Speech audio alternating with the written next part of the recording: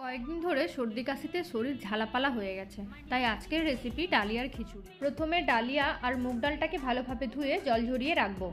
এখানে কিছুটা পছন্দের সবজি কেটে নিয়েছি।